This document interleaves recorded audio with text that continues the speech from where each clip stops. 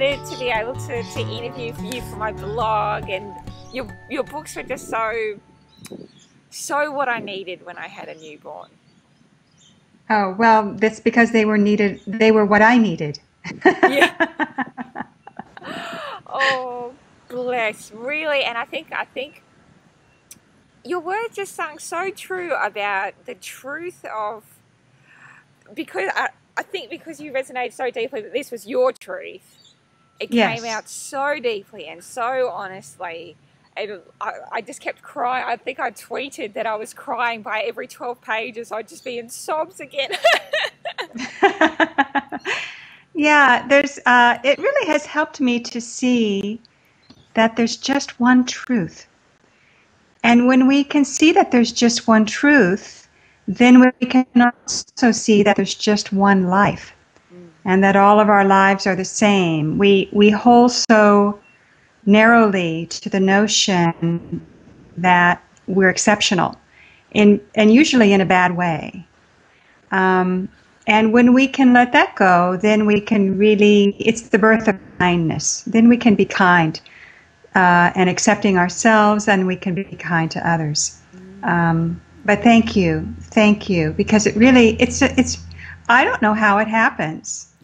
I don't know, but it does, and it makes everything so sweet and small and safe. Yeah. And I'd love for you to share a little bit of your own Mama Goddess journey so that women can kind of hear your truth and your story. I think that our stories hold such power for other women. Sure. The story of how I became a mother? Yes. That story? Well, it was, I had a much different idea for a very long time. I thought I had the right idea, and I thought I knew myself. But it was really caught up in all of my misunderstandings about life itself and what it was. You know, I thought for the longest time that it was my life. Do you know that it was entirely mine to shape and manage and fabricate? And not only was that a much better job than I was capable of, but it excluded a lot of possibilities. You know, when we think that life is something that we are supposed to manufacture, right away what we do is exclude those parts of it that we might think we're not going to be very good at, or that would be untidy, you know. And so I had a very small and kind of benign, antiseptic life. And the idea that I wouldn't have children was a big part of that. So I was convinced for the very longest that I wouldn't. And actually, my mother, later on after my daughter was born, she corroborated that. She said, Karen, I never thought that you would become a mother because I didn't think you had the temperament for it. It was so true. I don't have the temperament for it. Thank heaven it doesn't have anything to do with our temperament. So in my first marriage, which lasted until the middle part of my life, until I was 35, I was really unmotivated to do much, but including have a child. And I think that was wisdom, you know, really subtly leading me toward a breaking point in my life when I let go of certain ideas. And so I conceived when I was 42. And it was in the fourth year of my second marriage. And until that time, I really was quite ambivalent. Still, I thought, well, if it happens, it happens. But when you have that attitude at age 42, it doesn't happen. So finally, I had to get really convinced, secure, certain, emphatic, angry. You know, I had to be with myself and say, okay, I really want this. And it doesn't really necessarily happen until you see the possibility eluding you and evading you and realizing that, you know, it's almost a conceit, really. It's an arrogance to think that we can choose and decide what we want and what we don't. It comes from a place of feeling like like we can have anything we want. And when I saw that slipping away, I stepped it up. And ironically, I went through all kinds of different tests, my husband and I, to see that, in fact, it was still a biological possibility. And I found out I was pregnant the day before my appointment with the first fertility specialist. So it kind of happened. It just another lesson that it happens so amazingly by itself at the right time when it will. And the news at that time, which was about 11 and a half years ago, was a woman in Houston had just given birth to 8 babies through fertility treatment. And I was mortified. I was aghast. I thought, oh my gosh, I don't want to have 8. And so sure enough, then I found out that I had the one. All I can say is that until that happened, until my daughter was born, until, we have to give ourselves time to really let wisdom arise in our lives and let compassion arise and let true love.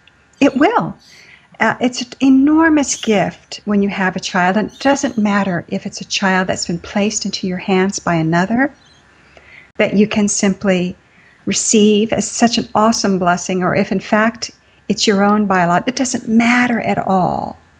But at that point, you can really viscerally, vividly know in a way that you can't express that we are all one and we're connected and there's no separation.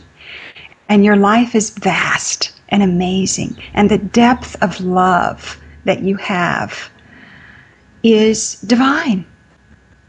That's the only way for me to say it. It's the depth of suffering that you can endure. It's the depth of pain and empathy and sympathy.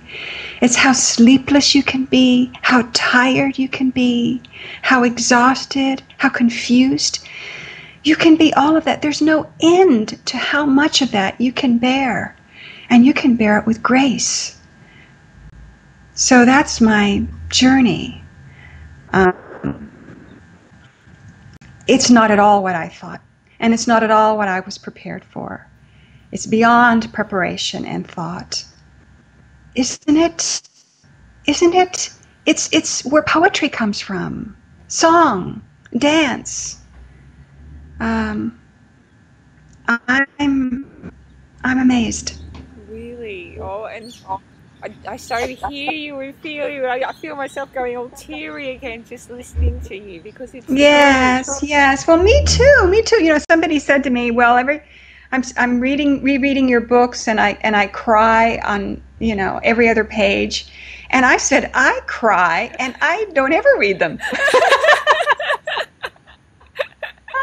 I don't ever read them, but they are a mother's voice." And I sometimes say it's my mother's voice, because it's her consoling me. But at the same time, it's a grandfather's voice. It's an ancient voice, and it arises in us. And our children, if we have them, wake us up to that. They release it in us. Yes. So they have to bear. I mean, just really, what a job it is for our children to have to keep company with us when we're all such sniveling, slobbery messes. But that's life. That's really, life. Really, amen. And what would you want to say to? I feel so protective now and over women who aren't mamas yet and who are pregnant and just about to undergo that initiation, or they're adopting. Yeah. What would you say to them, to new mamas to be? Well, you're not alone, even though you feel alone. And you can't make a mistake, even though all you'll do is make mistakes. You can't quit, even though you want to.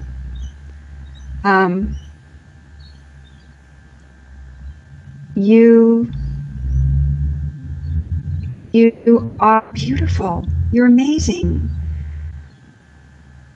And what I want you to know is that this mother's love that you have is all mother's love. And it arises and arrives right on schedule.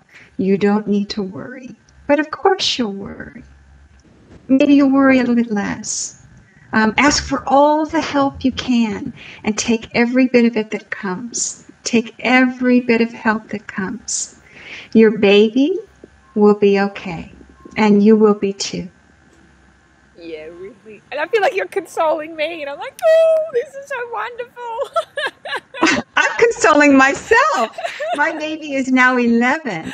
My baby is now 11, and it's so much a mirror of her earlier toddler years. I want you to know it's all just the same repeat over and over again, and so I'm consoling, refreshing myself. Yeah. It's of course we can handle it. Of course we can do it, because we are so much more than we ever planned for. Oh, yes. Bless. And what would you say to women who are mamas and they've been doing it for a while and doing the hard yards and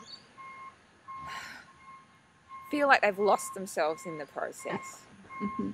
I think we give up on our. Isn't it interesting? We give up on ourselves so quickly. We give up on ourselves so quickly. Well, I want you to know, if you feel like you've lost yourself, that's an authentic and genuine feeling. You really have lost yourself, because you've lost that very small kind of secure. It was a false sense of security, but it was a false sense of self that you had, that you were a certain way and you could do a certain thing and things happened according, to a certain set of ideas and beliefs. So yes, you have lost that, but you've really lost nothing. Children grow up quickly and by themselves, and there will come a day soon when your baby will strap a backpack on their back, and you will escort them into a new stage in their life. Your time will open up. Your heart is much bigger than before. Your power is immense. Your life will still lie before you, and you will begin creating anew every day, just as you are right now. Creating, and it will be a new world, and it will be full of new things and new possibilities and new potential. That day will come, trust me. And when that day comes, you will be first terrified, because suddenly there is so much that you can do, and there's time to do it. You'll be terrified, and then you'll do it the way you did everything else. The first day you brought the baby into your home, the first day the baby arrived, when it seemed equally so immense and beyond your capacity. You will do it little by little. Be patient with yourself. Be kind with yourself. In that way, you can also, by practicing on yourself in that way, you'll be more patient and kind with everyone else, including your family. So I'm not worried about you. I'm not worried. You'll make it through. Bless. And what do you do, like on a practical level? How do you incorporate and infuse your work as a writer and as a Buddhist and as a wife and as a mother, all in one? Well, it's always in one. If you only have one life. I have one life. I don't have 6 or 7 different lives. That happens in our minds when we split things up and say, well, there's me, the mother, there's me, the wife, there's me, the writer, there's me, the person behind the wheel, and then when we think about it in our minds, it seems like those different parts of our lives are battling with each other, that they are in conflict with each other. I do things one at a time. I don't do everything every day. I do things according to whether or not they're feasible. They're feasible. And when you have a child, particularly a small child, more than one, real quickly it becomes clear what's feasible and what's not. And so in that way, one part of my life is never battling another. Not every day is the same. Not every day has the same urgencies or crises to be tended to. I can stay awake. My only job is to stay awake.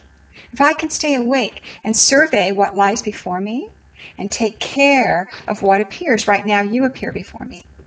So even though you know I might be getting ready to go and do something else, that frankly, I can't wait.